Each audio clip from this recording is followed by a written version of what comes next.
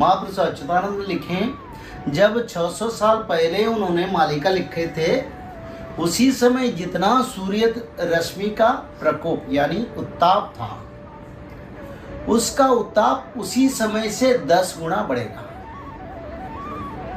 तो आज तक सूर्य रश्मि करीब 7.5% तक बढ़ चुका है मालिका के हिसाब से, और 2.5 गुना सूर्य रश्मि का प्रकोप बढ़ेगा और करीब करीब टेम्परेचर 55 से 60, 65, 70 तक चल जाएगा।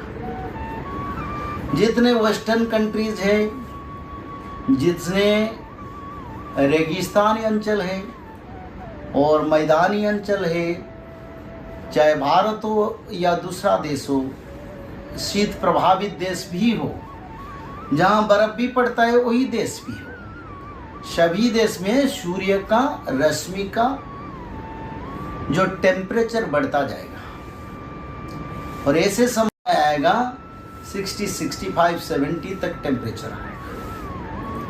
और उसी समय क्या होगा, युद्ध की प्रभाव से उत्तर मेरु पिघलेगा क्योंकि क्लाइमेट का गर्मी होगा, कार्बन डाइऑक्साइड ज़्यादा बढ़ेगा, फिर सूर्य रश्मि भी उस एक तरफ धरती पर बढ़ता ग्लोबल वार्मिंग का बोझ और दूसरी तरफ बार बार वैज्ञानिकों की चेतावनी। इंसान नहीं संभल रहा, नहीं बदल रहा, और यही वजह है कि धरती महाविनाश का सिग्नल दे रही है। हम आपको ये जानकारी क्यों दे रहे हैं और आपको कितना सचेत रहने की जरूरत है, जरा समझिए।